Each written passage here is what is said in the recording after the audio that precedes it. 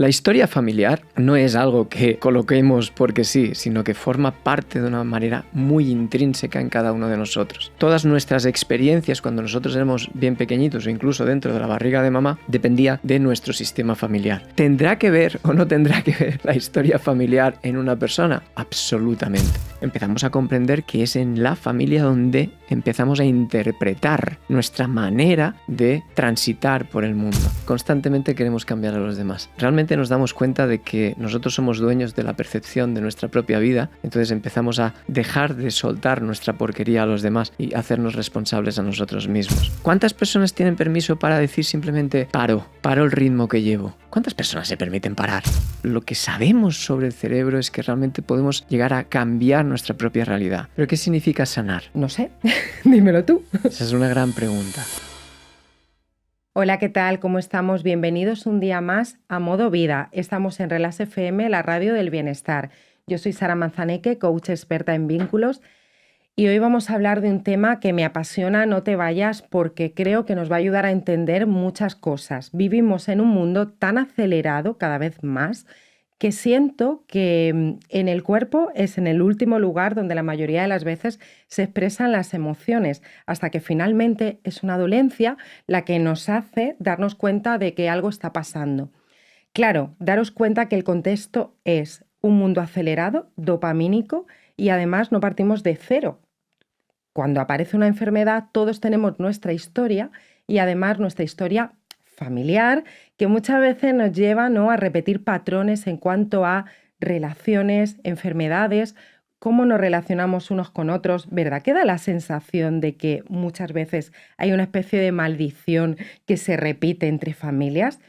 Bueno, vamos a ver si hay maldición, no hay maldición, si hay alguna explicación científica o no para esto. Y hoy tengo con nosotros a Xavi Cañellas. Tengo muchas ganas de empezar esta entrevista.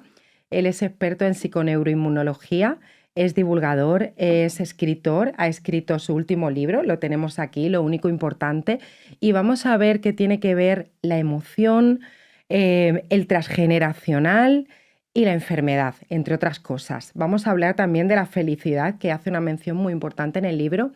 Y bueno, quedaros con nosotros. Bienvenido, Xavi. Muchísimas gracias, Sara. Un placer estar aquí. Muchas gracias. Quería preguntarte a alguien que escuche por primera vez psiconeuroinmunología. Así, imagínate que lo escucha mi madre, lo tiene que entender ella o mi hijo de 10 años. ¿Eso qué es, Xavi? ¿Qué es eso? Mira que la palabra es... Me ha costado decirla, ¿eh? Es tremenda. Hace 20 años o más de 20 años era más difícil de, Sí, ¿no?, de decirla, de entenderla.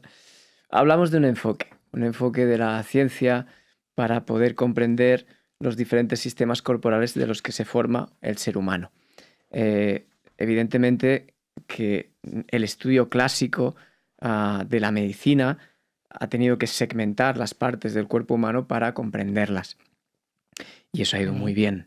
Lo que pasa es que nos hemos saltado a las conexiones entre estas diferentes partes. Esto ya es algo que la evidencia ha demostrado hace muchos y muchos años, revistas de alto impacto, y ahora ya sabemos cómo se comunica, pues, por ejemplo, el sistema inmunitario con el cerebro, el cerebro con el corazón con el sistema muscular, etc. Y además, este enfoque, o desde mi experiencia de más de 25 años, hay algo que es absolutamente clave, que es cómo interpretamos la vida cada uno de nosotros. Nosotros interpretamos nuestra vida y en base a eso traducimos esa vida, esa biografía, a nuestra propia biología, alterando o no alterando los diferentes mecanismos moleculares por los cuales estos sistemas corporales se comunican. Sería algo así como, entiendo, por ejemplo, ¿no? Yo voy al médico porque tengo tiroides y el médico va a tratar el síntoma. Claro. Digamos que la psiconeuroinmunología tendría que ver más con la historia de lo que a mí me ha pasado, ¿o no? Es decir, todos tenemos tiroides, pero es algo, fíjate, Sí. que muchas veces dicen, tengo tiroides. Digo, suerte que la tenemos. Sí. La psiconeuroinmunología, el enfoque que sería, vale, ¿por qué realmente ha habido este desajuste en esta glándula? Esta glándula depende sobre todo de nuestro cerebro y también depende de algunos aspectos de la periferia. Cuando hablo de la periferia es todo lo que está lejos de nuestro sistema nervioso central. Y Los diferentes mecanismos, por ejemplo, la inmunidad puede afectar a la tiroides, sí, los mecanismos ya están descritos. Vale. El sistema digestivo, la microbiota, tiene que ver con la tiroides, sí, y esos mecanismos ya están descritos. Y además es cómo está viviendo esta persona su vida y cómo la interpreta, y cómo esta interpretación se traduce a que todos estos mecanismos se puedan alterar para que la tiroides, o por ejemplo, para que la inmunidad, pues se vuelva un poco loca y empiece a atacar a la tiroides, lo que sería la enfermedad de Hashimoto, que no quiere decir que todas las personas que tengan hipotiroidismo sea solo por inmunidad, pero una de las vías es que la inmunidad. Entonces, todo esto, comprender exactamente, por ejemplo, cómo Sara vive, es muy distinto a cómo Luisa o cómo María vive. La enfermedad tiroidea en Sara tendrá las mismas características clínicas, pero la historia es muy distinta a la de María. Y también mi historia familiar tiene que ver con cómo cómo se describe el mies de Hashimoto, por ejemplo. Por supuesto, porque eso forma parte de la historia de Sara. Igual que María, su historia tendrá que ver. La historia familiar no es algo que coloquemos porque sí, sino que forma parte de una manera muy intrínseca en cada uno de nosotros. ¿Por qué? Porque nuestra vida empezó dentro de nuestra familia. Y por tanto, todas nuestras experiencias cuando nosotros éramos bien pequeñitos o incluso dentro de la barriga de mamá, dependía de nuestro sistema familiar. Vale. Si solo entendemos que el sistema nervioso de un bebé, de un feto a las 20 semanas de gestación tiene su cerebro formado. A partir de las 20 semanas de gestación empieza la conexión neuronal, lo que se llama, si me permites, sinaptogénesis. Facilísimo. Que es por eso te lo he comentado. ¿Qué quiere decir? La construcción de conexiones neurológicas. Es decir, yo tengo cerebro y ahora necesito que las neuronas se comunican unas con las otras. Bien, esto ya empieza a partir de la semana 20 de gestación, pero tú fíjate que en el primer año de vida hay 1 millón de conexiones nuevas al segundo. Wow. Al segundo. Lo vuelvo a decir, 1 millón de conexiones nuevas al segundo. ¿Qué quiere decir? Que todo el árbol neurológico que va a interpretar nuestra vida empieza ya desde bien pequeñitos. ¿Y de qué depende estas conexiones? Exclusivamente de las experiencias que tenga ese bebé. ¿Cuál es la experiencia de un bebé? Su familia. Claro. Por tanto, ¿tendrá que ver o no tendrá que ver la historia familiar en una persona? Absolutamente. Por eso, después de más de 20 años tratando a personas, miles de personas tratadas, ya podemos tratar todas las etiquetas que quieras a nivel médico. ¿Sí? Vale. Tiroiditis de Hashimoto, o hipotiroiditis de Graves, o otras patologías autoinmunes, o alergias, o síndromes como fibromialgia, o migrañas, o lo que quieras. Es curioso que algo que se ha repetido en estos 25 años de consulta es que cuando abordo a una persona para comprenderla, pues evidentemente necesitamos entender cómo esta persona ha vivido, cómo esta persona ha empezado a creer que sus pensamientos son los dueños de su vida. Y por tanto, pues nos tenemos que ir a preguntar, ¿y cómo es tu familia? ¿Cómo estabas en tu familia? ¿Cómo aprendiste esto y cómo aprendiste lo otro? Por tanto, la familia sí o sí es una de las máximas que hay que preguntar. Curioso, desafiante, ¿no? En un mundo en el que estamos, que vamos al síntoma.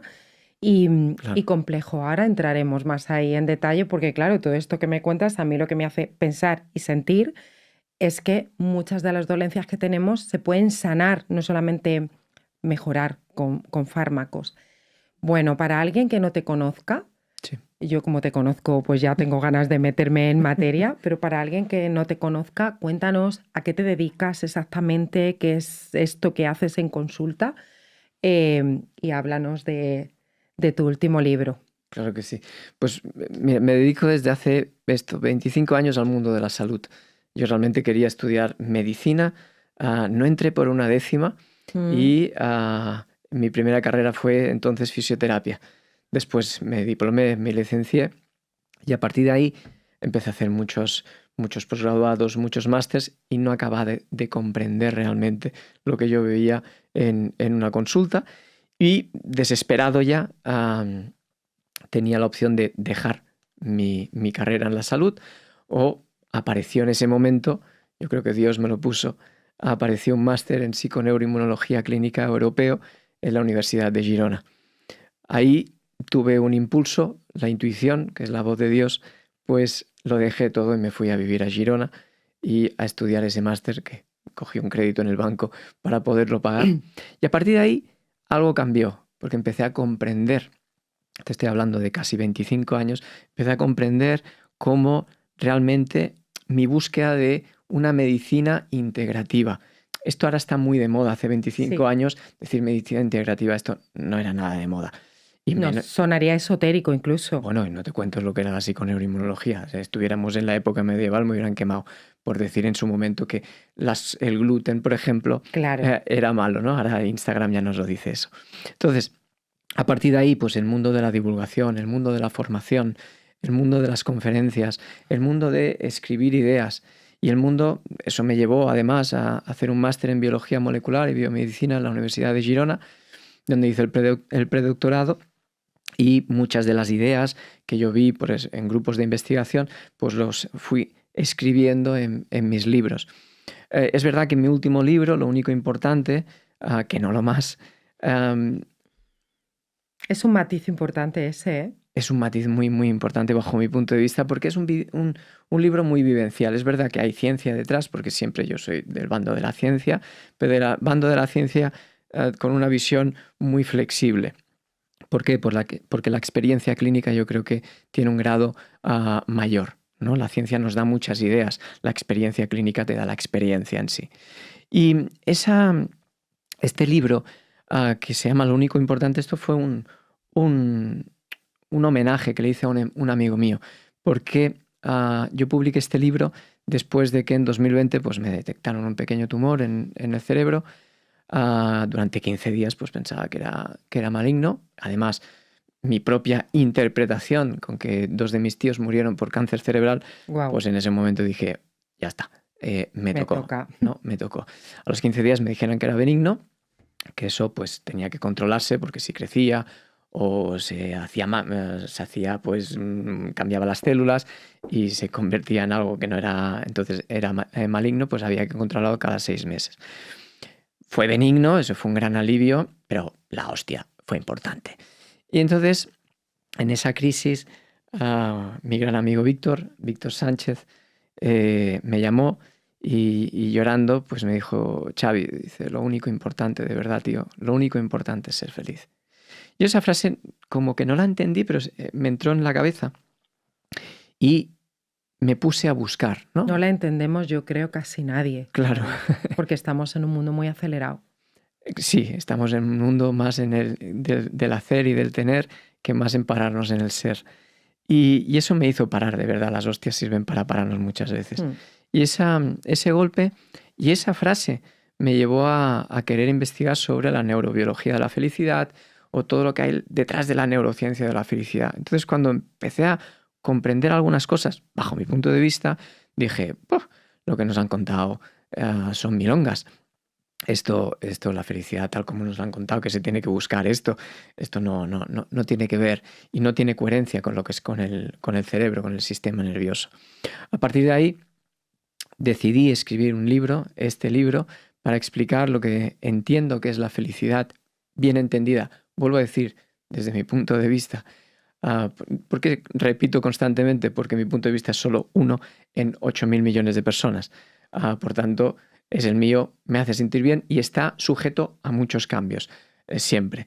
Y quise recoger además la base, que para mí es la base, el sustento para poder entrenar la felicidad.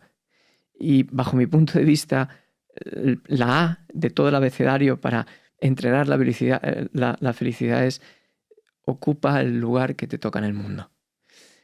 Ocupar el lugar que nos toca en el mundo, podemos decir, bueno, ¿y qué lugar es ese?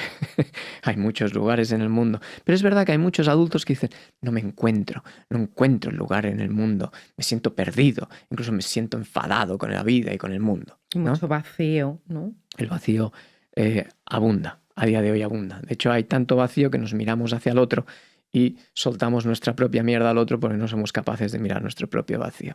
Entonces, a partir de ahí, la tesis es, ok, si hay que encontrar el lugar en el mundo, ¿cuál es el primer lugar en el mundo que nosotros tenemos. Básicamente, el primer lugar que nosotros hemos tenido en el mundo es nuestra familia. Y a partir de ahí, si ponemos la neurología, la neurociencia detrás, empezamos a comprender que es en la familia donde empezamos a interpretar nuestra manera de transitar por el mundo. Porque no vivimos en el mundo, vivimos en el mundo que cada uno ha creado neurológicamente hablando. Entonces, este libro recoge las experiencias clínicas, las bases del orden dentro del lugar en el mundo, las bases del orden en la familia y, por tanto, cómo entrenar nuestra felicidad. Un libro muy científico, yo lo he leído. Muy científico, pero muy humano y, si me permites, también muy... Tiene una mezcla, ¿no?, con el transgeneracional. Es una invitación a mirar tu historia y lo recomiendo mucho porque además, ya te lo dije y te lo digo también aquí con micros delante. Bueno, creo que ahí también teníamos micros. Se agradece mucho el tono, ¿no? El tono de... Es una lectura fácil porque a lo mejor alguien nos está escuchando y dice, no, yo no sé decir esa palabra, yo no voy a entender este libro. No, que va. Un lenguaje súper sencillo, súper fácil de entender y es una invitación a mirarte profundamente y a revisar tu historia familiar, que no tiene nada que ver, ¿no? Yo digo muchas veces este ejemplo de, vamos a ver, estar en paz con la familia. A lo mejor no tiene que ver con tomar paella los domingos, que te inviten o no a esa paella. Tiene que ver con qué tiene que ver, Xavi, estar en paz con la familia. Porque alguien dice, claro, pues estoy perdido, porque si yo no me hablo con mi madre, yo quiero hablar con ella, pero Claro. yo puse un límite y ella no quiere hablar conmigo, por ejemplo, ¿no? Claro, porque constantemente queremos cambiar a los demás. Ese es el gran error. Creemos que todo lo que nos pasa en la vida está fuera. Es porque es los demás. Y cuando realmente nos damos cuenta de que nosotros somos dueños de la percepción de nuestra propia vida, entonces empezamos a dejar de soltar nuestra porquería a los demás y hacernos responsables a nosotros mismos. Tener paz en la familia tiene que ver con la apertura en el amor. De hecho, de mamá y de papá nacimos. Quien nos regaló nuestra vida fue mamá y papá. 50-50. A quien le guste y a quien no le guste, 50-50. Venimos del mejor regalo, del regalo más bonito que nos han dado, que es la propia vida. Y de mamá y papá hay una historia detrás. Una historia de los abuelos, de los bisabuelos, de los tatarabuelos. Fíjate que cuando vemos los linajes, cada uno de nosotros tenemos dos grandes linajes. Linaje paterno, linaje materno. Son como dos carreteras llenas de energía. Si esas carreteras tienen muchos carriles y fluye mucha energía, el impulso hacia la vida es enorme. Hay mucha fuerza de vida. Es verdad que en muchas ocasiones esas carreteras están más estrechas.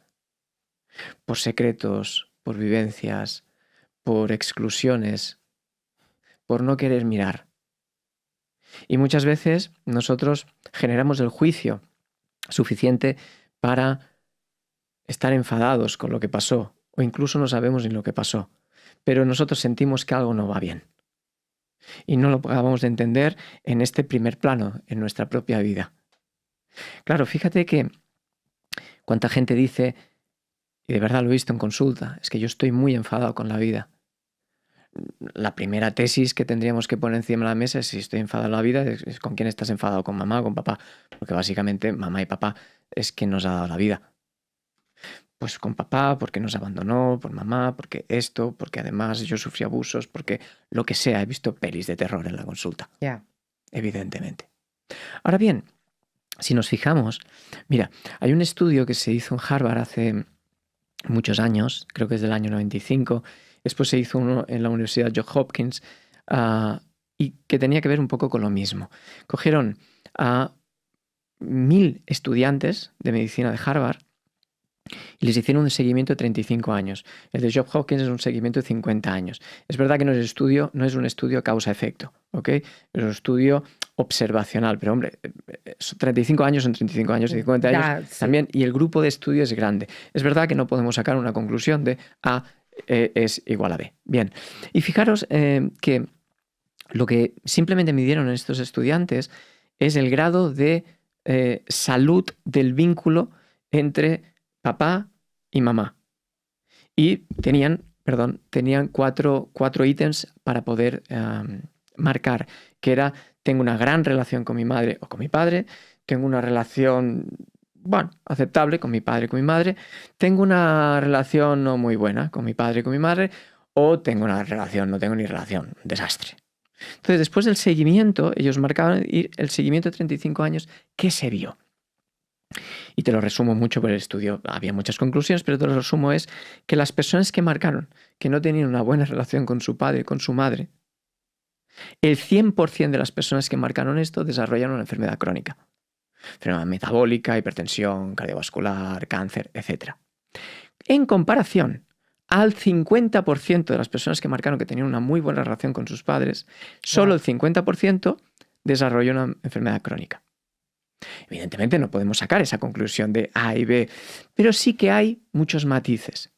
Eso se corroboró después con el estudio de Job Hawkins. Hay otros estudios que, evidentemente, estoy hablando de estudios de hace muchos años, pero se han corroborado. Sí, pero hay relación también en el trauma y las enfermedades autoinmunes, o sea, estamos claro, viendo que... relación hay, pero si nos ponemos quisquillosos, sí. Yo soy de la ciencia y yo siempre me he puesto muy quisquilloso, puesto siempre en duda todo.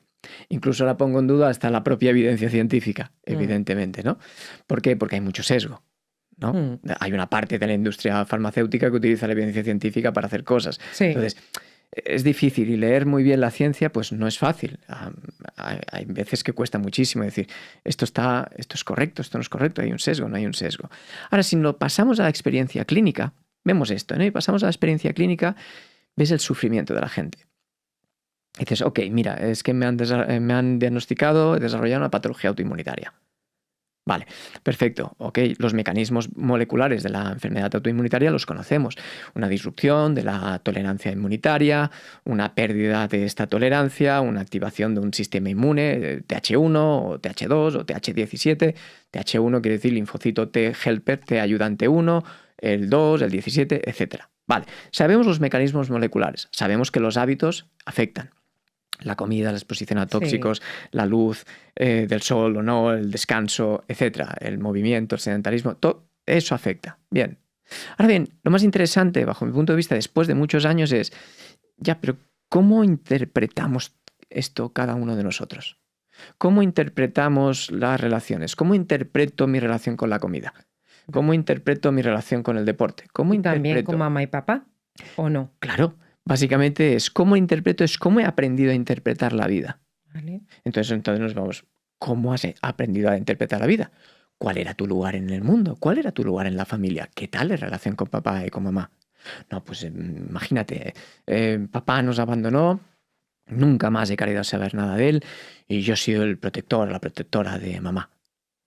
Que esto es muy lícito, esto se llama supervivencia. Claro. Y no hay juicio ahí, ahora hay consecuencias.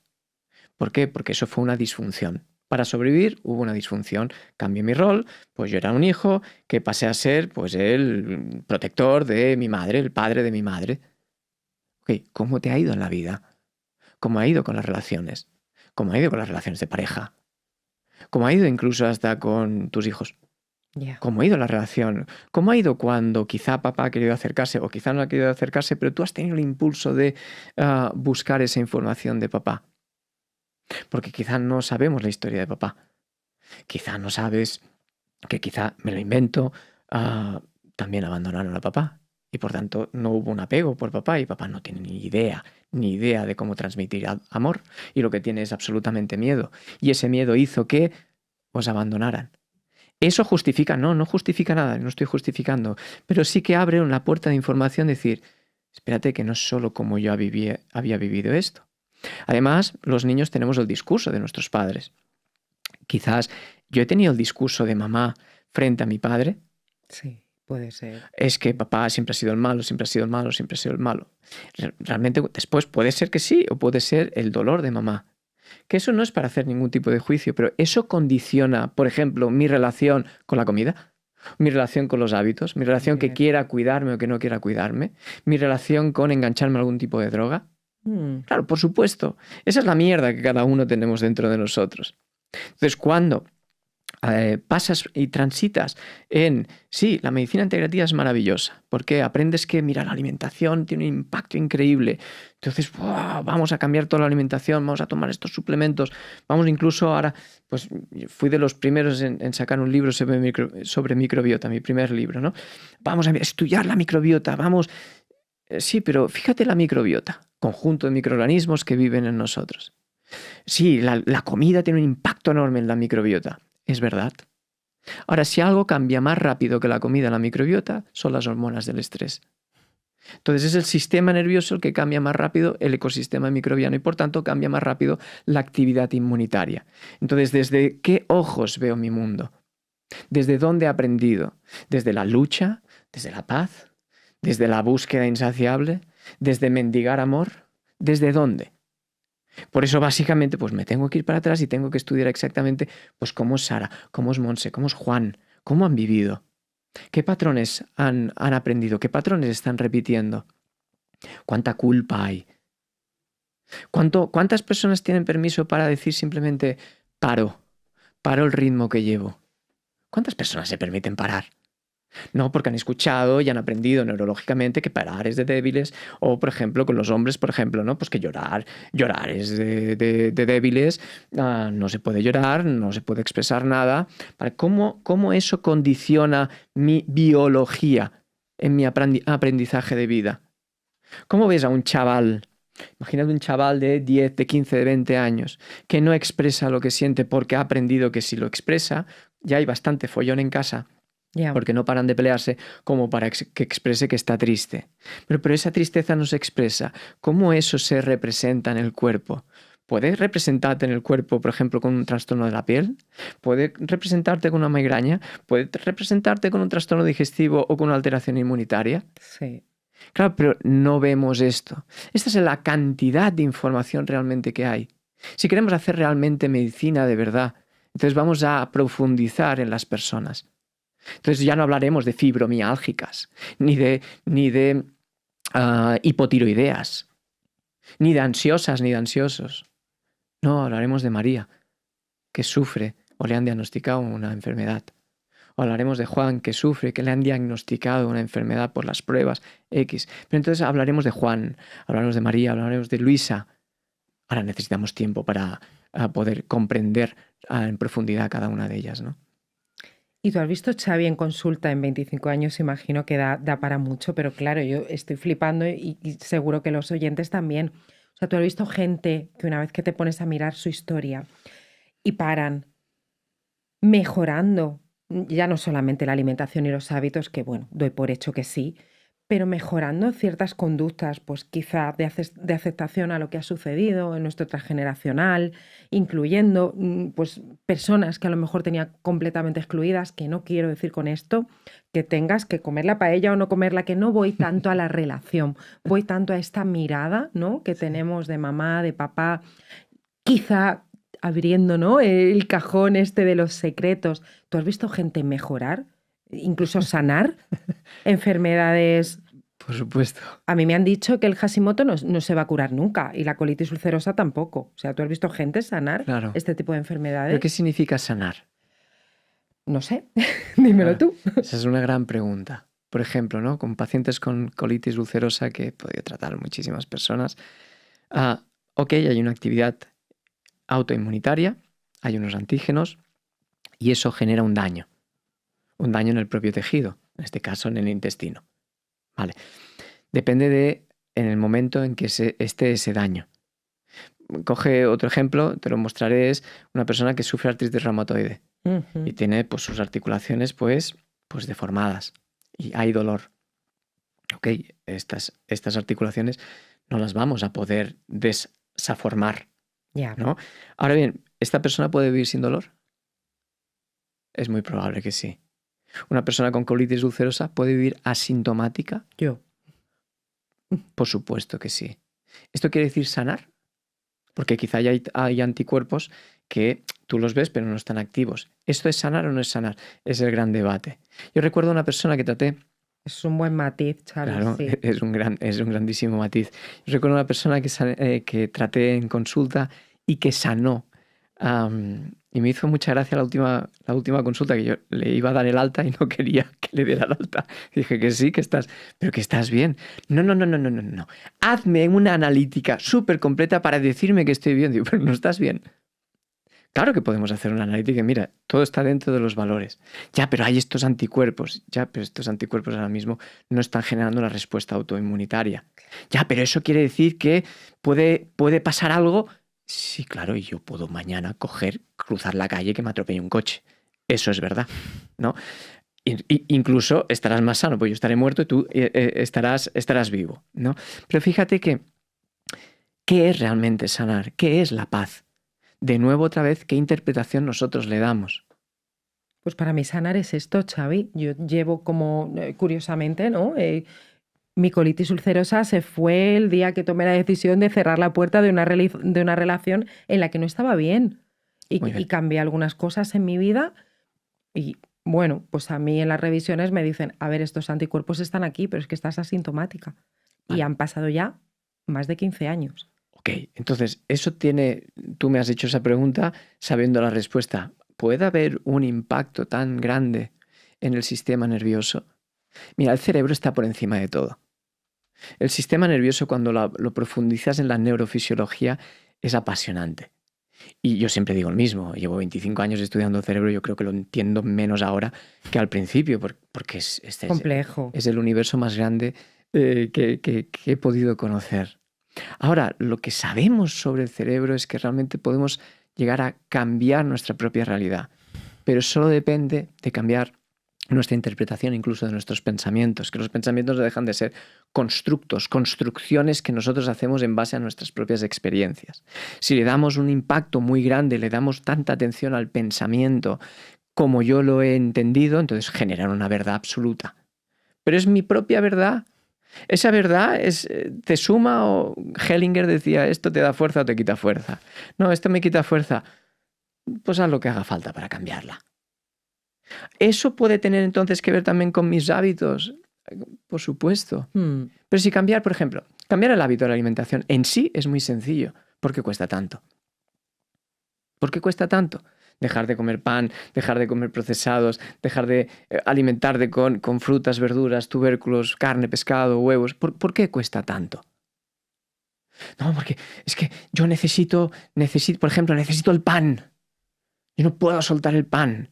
Es verdad que tiene un tipo de carbohidratos, si el pan es refinado, aumenta mucho la glucosa, eso genera una recompensa en mi circuito de la recompensa y eso aumenta más la dopamina y me puedo estar un poquito enganchado ya.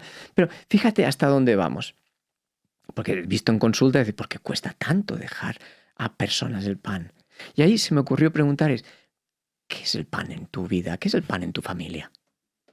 Y ahí vi tantas cosas tan maravillosas. Y no, es que he averiguado que mis abuelos vivieron la guerra y sufrieron una pobreza increíble y gracias a comer pan duro, fíjate, sobrevivieron. Fíjate. Y digo, espérate, entonces no estamos hablando de un conjunto de carbohidratos. Es qué valor tiene el pan dentro de la familia, que el pan salvó la vida. Y ahora eres tú el bonito que va a soltar el pan porque tiene gluten, porque tiene antinutrientes, porque tiene un montón de... Fíjate, es que tenemos una historia más allá de nosotros. Claro, pero entonces hay que abordar la historia. Claro.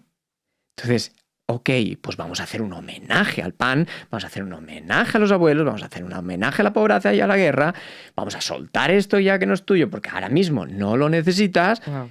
Y sueltas y dejas el puñetero pan porque necesitas soltar el pan porque eso te inflama la barriga si tienes colitis ulcerosa.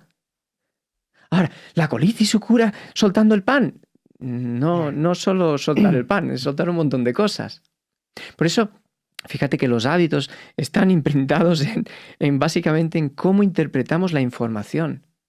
Todo es información. Cada una de las personas es un infinito de información. El mundo está lleno de información.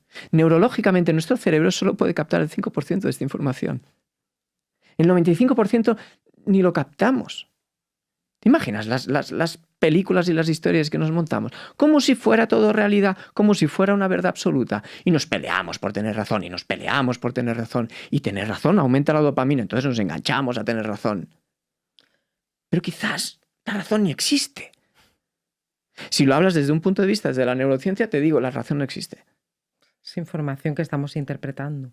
Claro, pues hay 8.000 millones de personas que tienen razón.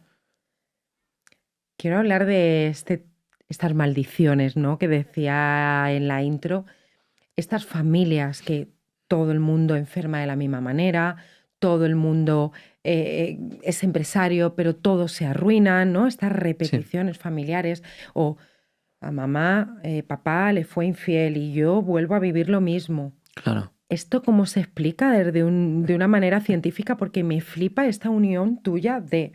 Has hablado de Dios, me estás hablando de Ben Hellinger, me estás hablando de ciencia, de epigenética, no sé. Claro. ¿Cómo se integra todo Qué esto? locura, ¿no? Sí, Mira, cuanto más he profundizado la ciencia, de verdad que más creo en Dios. wow. Esa es mi realidad absoluta. A partir de ahí, fíjate, ¿no?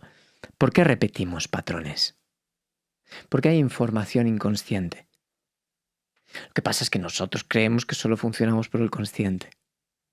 Mira, el 99,74% de todas nuestras decisiones se toman de forma inconsciente. Solo un 0,26% de nuestras decisiones las tomamos de forma consciente. Tomamos 35.000 decisiones al día. Wow, tantas. Tantas. Fíjate entonces que tomamos decisiones sobre todo de forma inconsciente. ¿Qué información tenemos en este inconsciente? Annie Rogers lo decía. El inconsciente insiste, se repite y casi tira la puerta abajo con tal de hacerse oír. Es que el inconsciente insiste mucho. Jung nos lo decía. ¿Qué decía Jung? Existe un inconsciente colectivo. Nosotros tenemos una información que la hacemos nuestra y que ni siquiera hemos vivido nosotros. Es como yo le llamo un iCloud. Tenemos un iCloud de información que está separada incluso hasta por carpetas. Mira, tenemos información de papá, de mamá, del abuelo, de la abuela, del bisabuelo, de la bisabuela. Y hacemos nuestra esta información. Si lo vemos desde un terreno más científico... Todo esto inconsciente, obviamente, porque Claro. hay gente que a lo mejor piensa, yo es que no hago nada, porque es que yo con mis padres es que ni hablo ya, pero estás No, hombre, ¿no? Tomando. pero tú tomaste la vida de...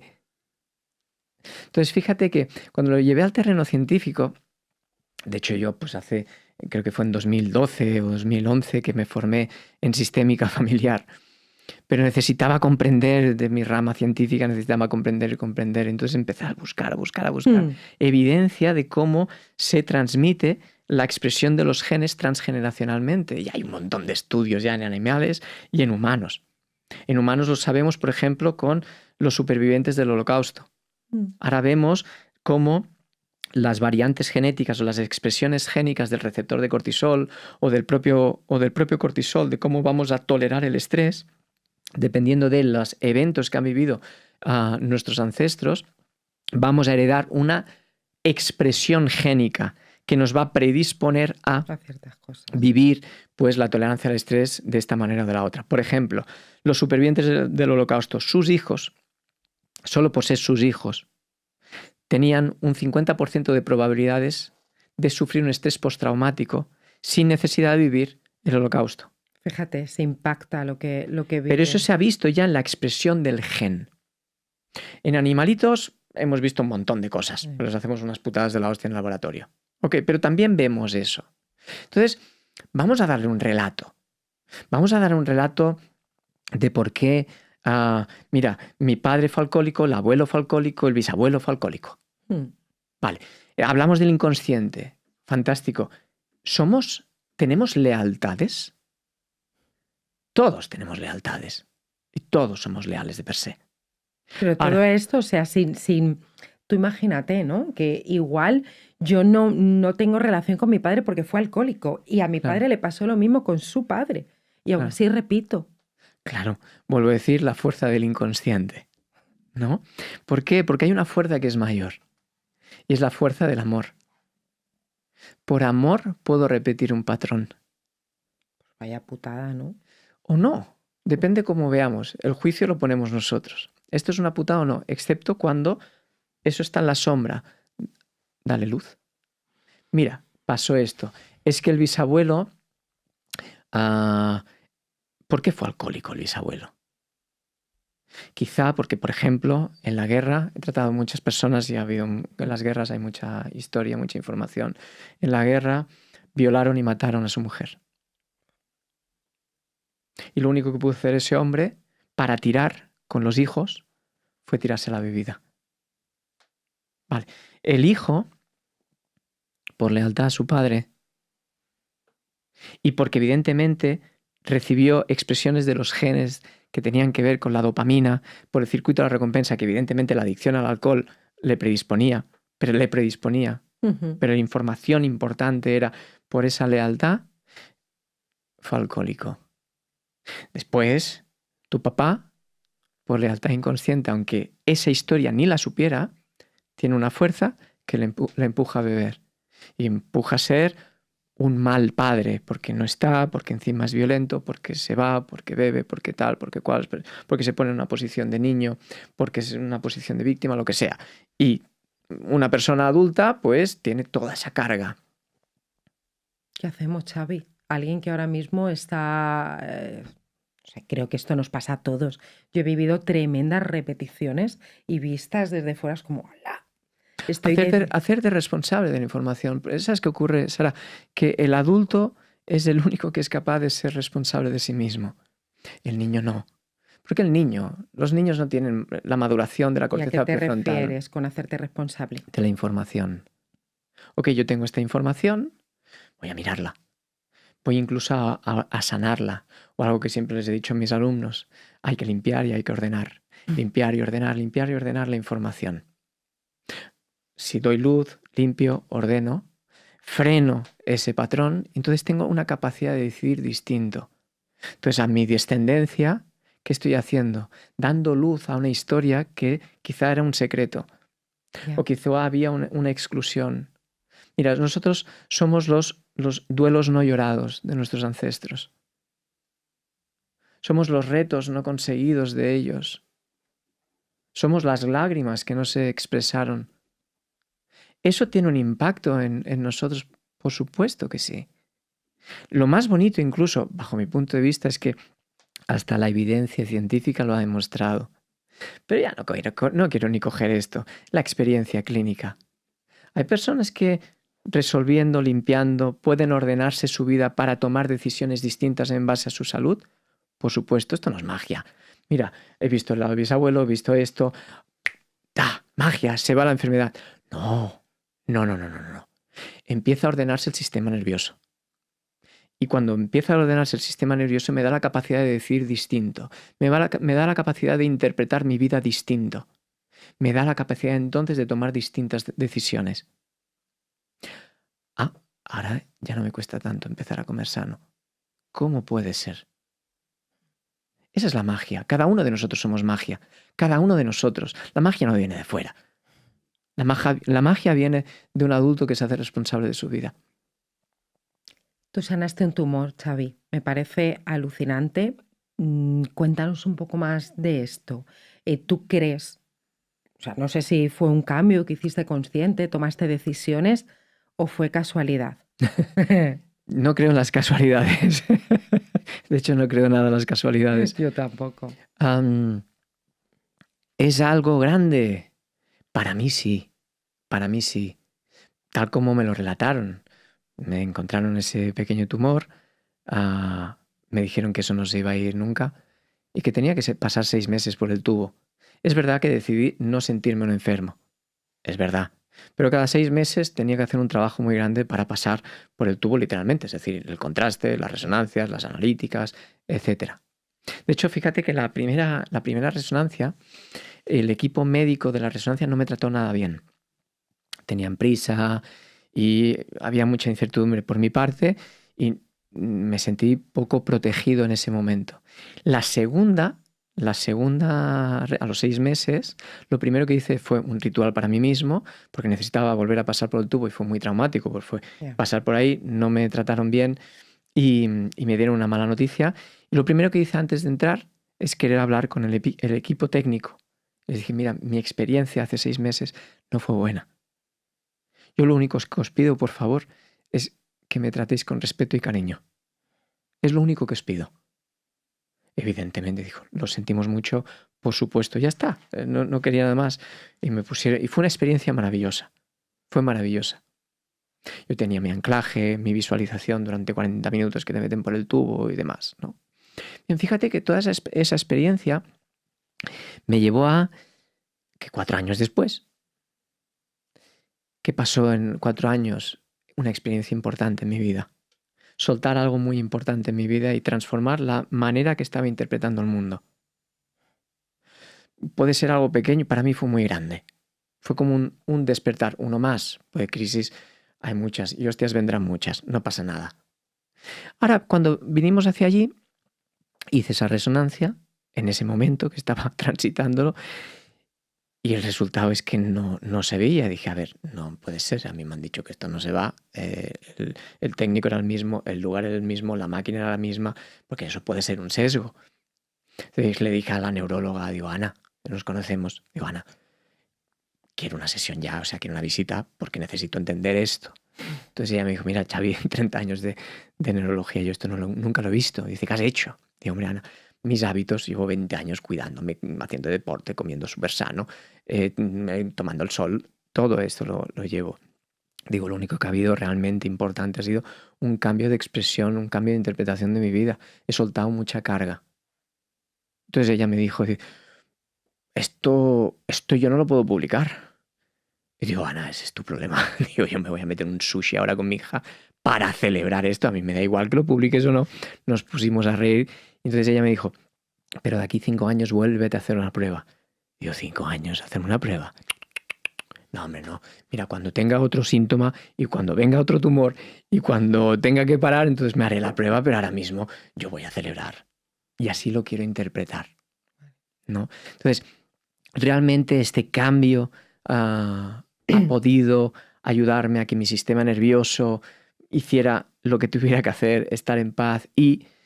No lo sé, Sara. ¿Tú qué crees? Yo estoy muy en paz. Creo realmente que eso tuvo mucho que ver.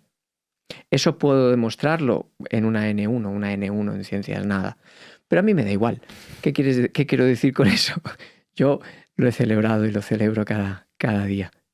Y como le digo yo a mi mujer, digo, ya está el próximo tumor, que quizá viene.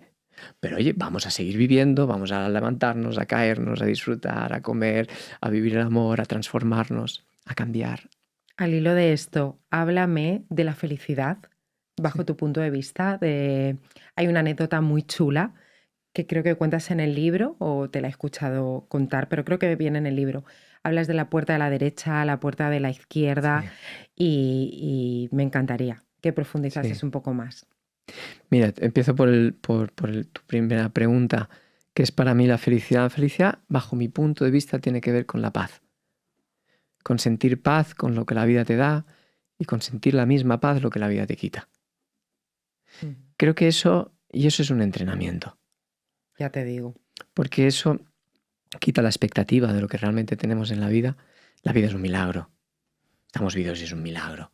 O sea, a nivel de probabilidades es mucho más fácil que te toque la lotería de Navidad de que tú estés viva. Es un absoluto milagro. Entonces, volviendo a eso, en lo que la vida te da y lo que la vida te quita, es una anécdota que yo he explicado porque es una anécdota real, porque a mi hija cuando tenía 6 años, en una discusión porque ella quería montar un árbol de Navidad en un momento que no se podía montar. En agosto, ¿no? No, eso fue en diciembre, pero al inicio de diciembre quería montarlo, era un domingo por la noche, tenía que ducharse, cenar, tenía cole el día siguiente. Dije, cariño. Entonces ella pilló un rebote maravilloso que lo expresó muy bien. Dije, bueno, cuando pase el suflé, si quieres te cuento un cuento. Mi hija es una lectora, ahora va a hacer 15 años, es una lectora increíble. Ha leído, no sé, infinitos más libros que yo en mi vida. Y a ella le gustan mucho los cuentos. Entonces le bajó el suflé, la puse encima y dije, mira, te voy a contar el cuento. Dice, cuéntamelo. Entonces dije, mira, te voy a contar el cuento de las 2 puertas. Que es un cuento que lo he sacado de un libro de Joan Garriga, lo he hecho mío. Y ya está, pero es una historia que leí del libro de la llave de la buena vida de Joan Garriga.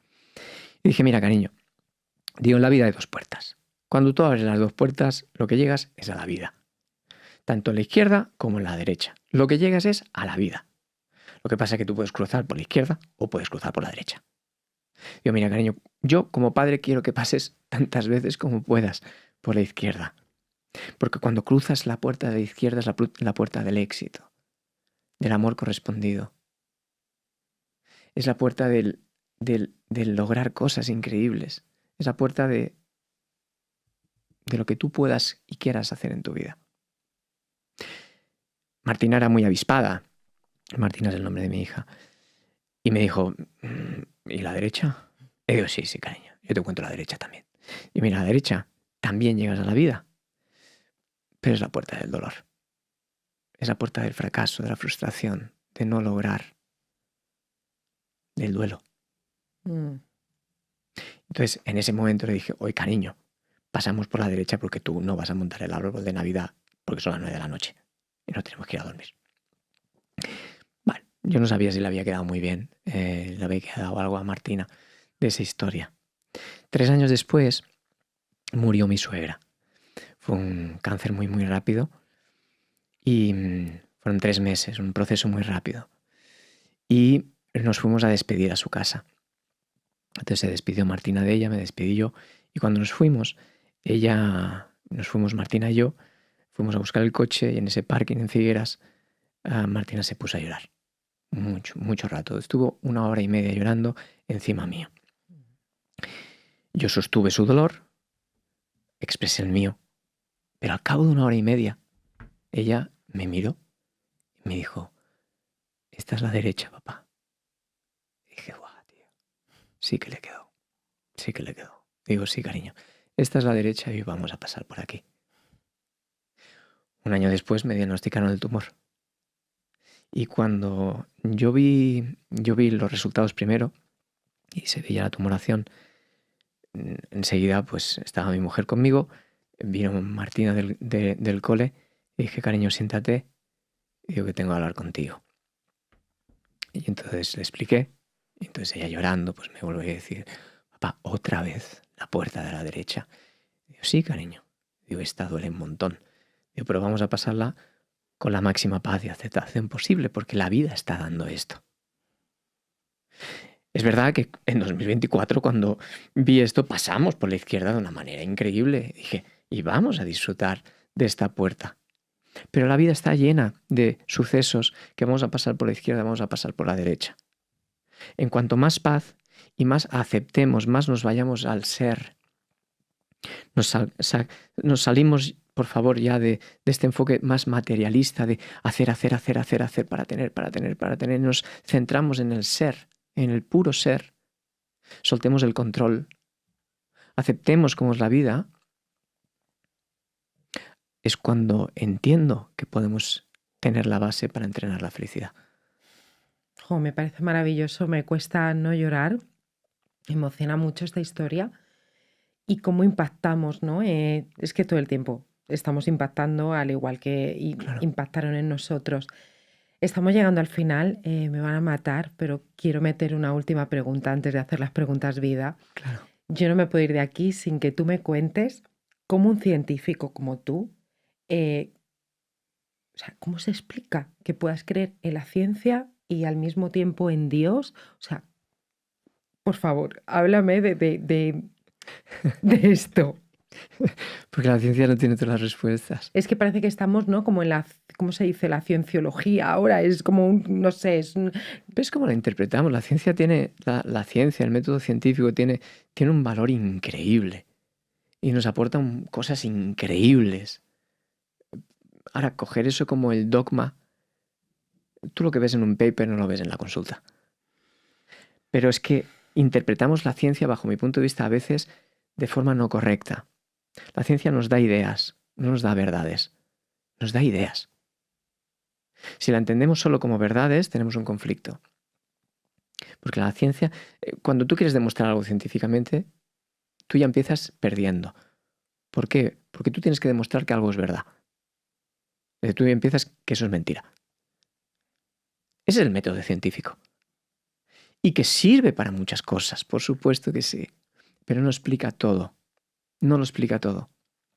Y cuando no explica todo, porque es normal, porque no podemos entrar en la soberbia de que la ciencia vaya a explicar todo. Entonces, hay algo más. Hay algo más. Y después de visitar durante 25 años a personas, de verdad, cuando uno solo se dedica al método científico desde el laboratorio, pero no atiende a personas, se está perdiendo una variable que es infinita. Porque tú vas a coger a dos personas que van a comer lo mismo, pero a uno le va a sentar bien y al otro le va a sentar mal. Dice, no, porque ahora tenemos la nueva variable, la microbiota de uno y del otro.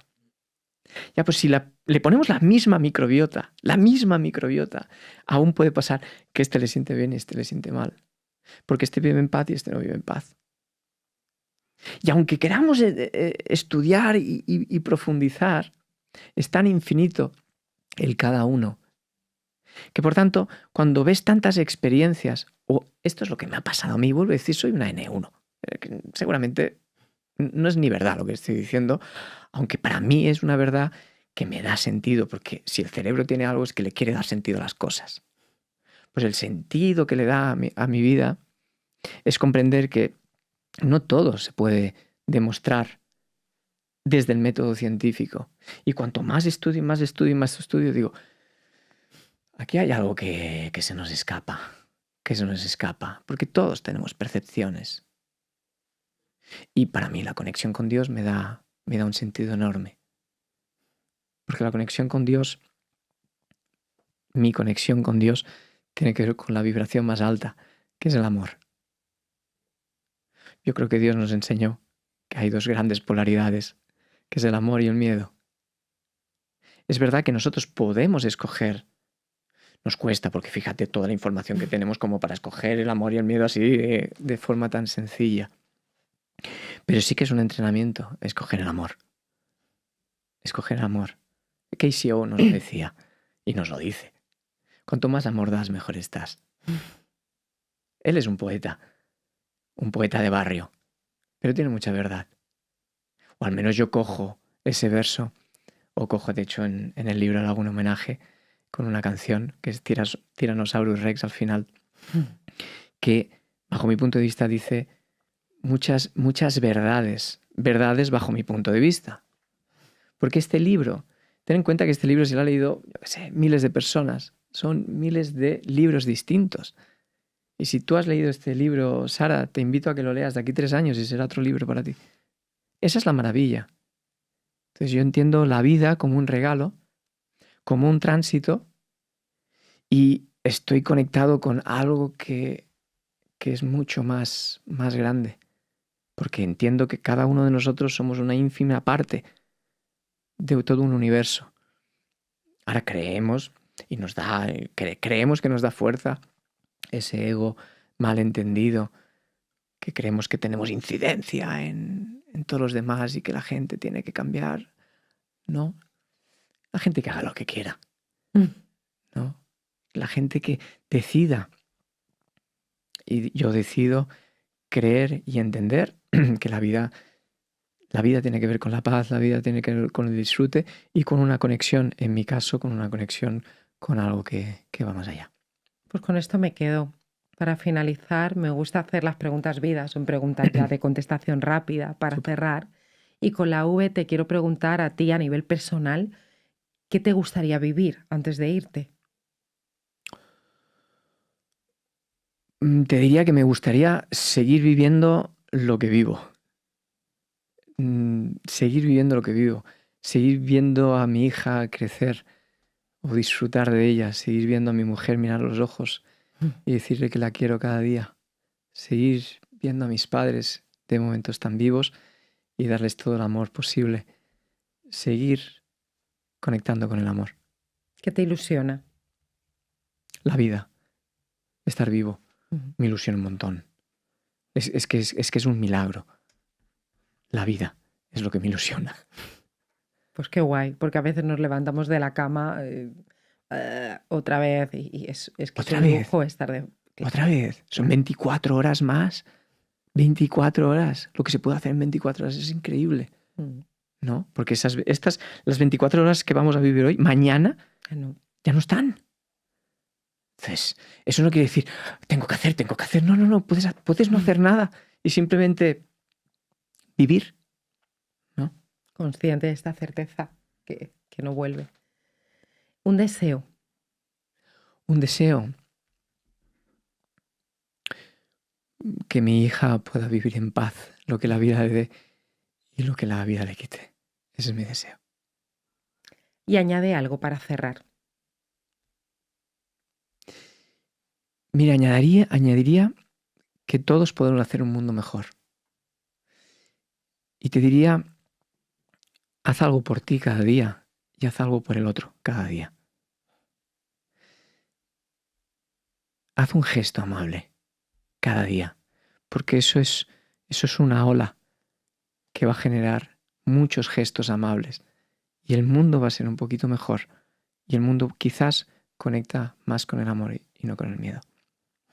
Con esto me voy a quedar, Xavi. Ha sido un placer tenerte aquí con nosotros. Gracias a ti. Un lujo de entrevista, un lujo de conversación muy humana y que creo que da para reflexionar bastante. Muchas gracias por acompañarnos. Muchas gracias a Relás FM por ceder este espacio y gracias también a todos los que estáis ahí cada semana.